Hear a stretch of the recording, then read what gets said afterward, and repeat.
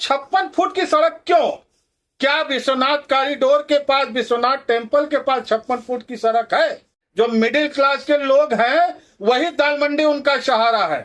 50 लाख, 1 करोड़, 90 लाख, 80 लाख जो कि दे के वहां पे रोजगार कर रहे हैं। वहां पे जो फुटपाथ पे बैठते हैं वो भी 10-20 लाख रुपया दे के बैठते हैं। वो लोग अपने घर द्वार, मकान, घर के गहने ये तक बेच के लगा तो चुके हैं दांव पे। उनको तो आत्महत्या करने के सिवा कुछ नहीं बचा है।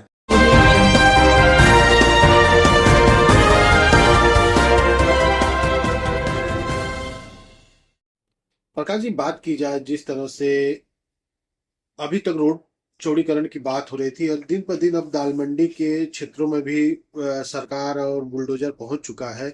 और देखा जाए तो जिस तरह से दाल मंडी को तोड़ा जा रहा है और लोगों को एक विरोध प्रदर्शन देखने को मिल रहा है, क्या कहेंगे? क्योंकि देखा जाए तो आप नेशनल लीगल पार्टी के राष्ट्रीय प्रवक्ता भी हैं और हमेशा जनता के संग समाज सेवी भी हैं, तो क्या कहेंगे इसमें?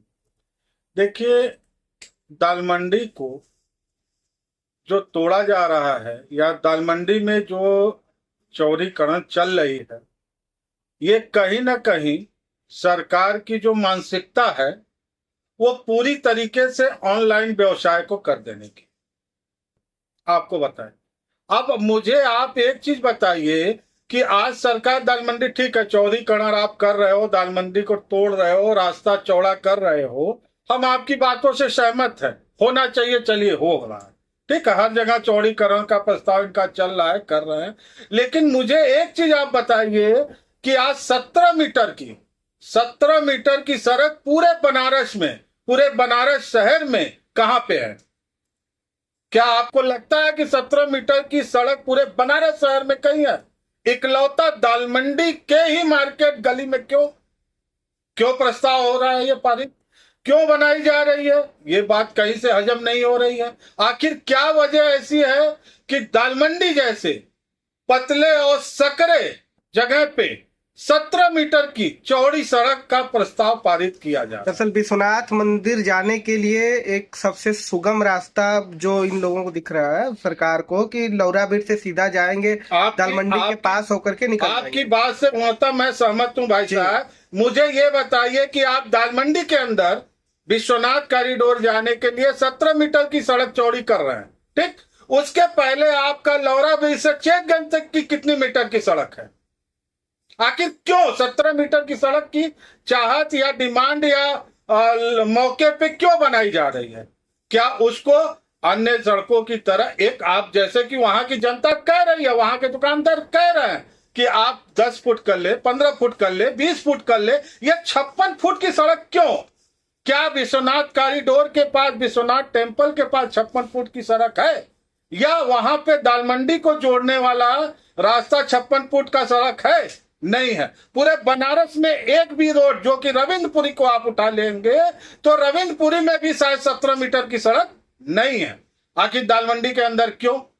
आज दाल मंडी पूरे पूर्वांचल को बांध के रखता है।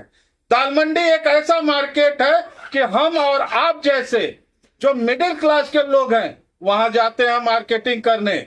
हम आप मॉल में नहीं जाते, हम आप किसी ब्रांड में नहीं घुसते। जो मिडिल क्लास के लोग हैं वही दाल मंडी उनका सहारा है।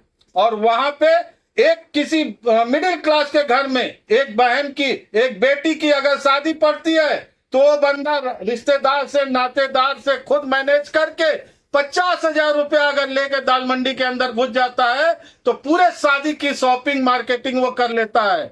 और आप बताइए, ये पूरी तरीके से कहीं ना कहीं सरकार की मंशा है कि बड़े लोगों को ऑनलाइन बिजनेस को बढ़ाया जाए।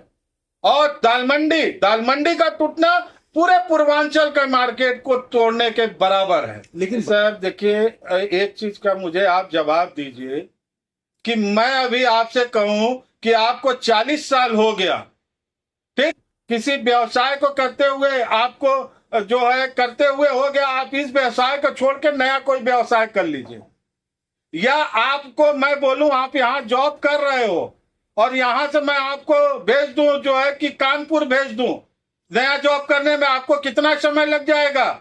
जो व्यक्ति वहां पे अपने पुरखों से व्यवसाय को जमाया पड़ा हुआ है, जो व्यक्ति जो है अपने घर का खर्च से लेके बच्चों की पढ़ाई वहां चला रहा है, आप बात करते हो वहां जाने की, क्या दे देगा सरकार, कितना वहां पे बना देगा। मैं तो आपको एक छोटा सा एग्जांपल देता हूं कि गोदौलिया दशाश्वमेध मार्ग पे आपने देखा होगा, वहां तमाम लोग माला फूल ये वो बेचते थे, ठीक है। उन सबों को हटा के एकदम घाट पे मल्टी स्टोरी बिल्डिंग बना दिया गया, मार्केट दे दिया गया। आप जाइए अपने कैमरे की नजर से एक बार उस मार्केट की स्थिति को देख लीजिए। क्या वो परिवार उसी तरह जी रहे, खा रहे हैं? नहीं। तो आप हरंगा उठा के लेके जा रहे हैं। कितना समय लगेगा? जिसके दाल मंडी के जिन व्यवसायियों के माँ बीमार हो गए, बाप बीमार होगा, बेटी की शादी करनी होगी, बेटे के पढ़ाई का फीस देना होगा, वो व्यक्ति वहां से कमाता और उसको पूरा करता, न कि अब वो हरंगा जाके जमाएगा और पूरा करेगा। क्या वो कर लेगा? क्या आपको लगता है ये कर इम्पॉसिबल है? क्या आपको लगता है जो दाल मंडी का मार्केट है वो हरंगा के अंदर वो मार्केट स्थापित हो पाएगी? नहीं हो पाएगी। ये कहीं ना कहीं से पूरे पूर्वांचल के मार्केट को तोड़ने की साजिश है, पूरे पूर्वांचल के मार्केट को उठा के ऑनलाइन में तब्दील करने की साजिश है। लेकिन दाल मंडी तक ही सरकार सीमित नहीं है। देखा जाए तो ट्रांसपोर्ट नगर को भी रोहनिया शिफ्ट करने का योजना बहुत दिन से पेंडिंग पड़ा हुआ है। विशेषरगंज मंडी भी, पहड़िया मंडी भी, ऐसे ऐसे बहुत सी मंडियां हैं। है मंडियां, ठीक है। ट्रांसपोर्ट नगर की बात आपने कहा, चलो मैं भी ट्रांसपोर्ट से ही बिलोंग करता हूं, मेरा भी व्यवसाय कहीं ना कहीं से ट्रांसपोर्ट का ही। एक बार ट्रांसपोर्ट नगर को आप वहां शिफ्ट कर देंगे तो हमारा सब काम फोन पे ऑनलाइन या ऑफलाइन जो भी होता है, कस्टमर आते जाते, लेकिन वो मार्केट है, वहां हमारे घर के बच्चे भी उन 100 रुपया लेके जाते हैं, एक जो है कि कोई सामान अपने जरूरत की लेके आ जाते हैं। आप जाइए, प्रतिदिन वहां हजारों लाखों महिलाएं मिलती हैं आपको। हमारे आपकी बहन बेटियां घर की कहती हैं कि ठीक है हम दाल मंडी से लेके चले आएंगे, वो एक अलग चीज है।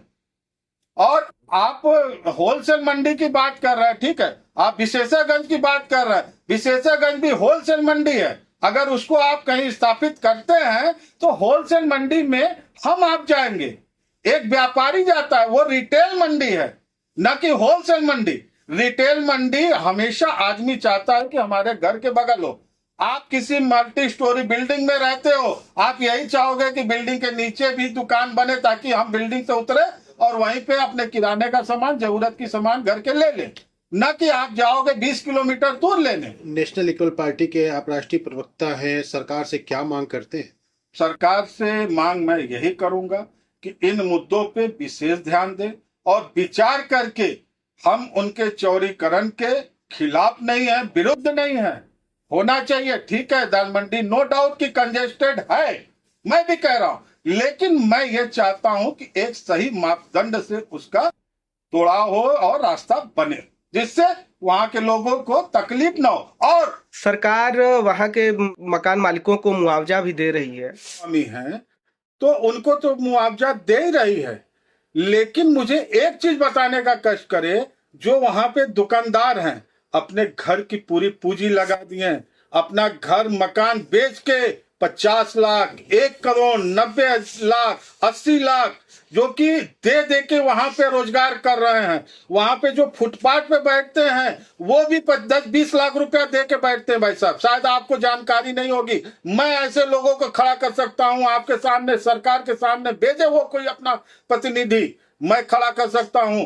वो लोग अपने घर द्वार, मकान, घर के गहने ये तक बेच के लगा चुके हैं दांव पे। वो कहां जाएंगे आज? आज वो कहां जाएंगे? आज तो वो रो रहे हैं सबसे ज्यादा, उनको तो मिल ही रहा है। जो जमीन स्वामी हैं, जो वहां के भवन स्वामी हैं, उनको तो सरकार दे रही है, लेकिन जरूरत है उनके लिए भी सोचने की, जो वहां पे किराए पे किराएदारी कर रहे हैं, उनके तो मतलब उनको तो आत्महत्या करने के सिवा कुछ नहीं बचा है। मैं नहीं समझता कि वो उसमें जो जिनकी दुकानें तोड़ी जाएंगी उसमें से कोई ना कोई बीमार पड़ ही जाएगा, कोई ना किसी का प्राण जाएगा ही। और कई ऐसे केस हो भी चुके हैं कि वहां की महिलाएं और बच्चे रो रहे हैं, मेरे अब्बू बीमार हैं, मेरे पिताजी हॉस्पिटल हो गए, मेरी माताजी हॉस्पिटल, क्योंकि लोग को खाना नहीं खा रहे वो, क्योंकि उन्होंने किराए पे रह रहे, मकान अपना बेच दिया। चलो भैया, क्यों बेच दिया? कि बच्चे को रोजगार कराना है। आज इस सरकार में हो चाहे किसी से सरकार में हो, नौकरी है नहीं, प्राइवेट जॉब कर नहीं सकता, शिक्षा इतनी महंगी है और दवा दारू का आप हाल देख ही रहे हैं।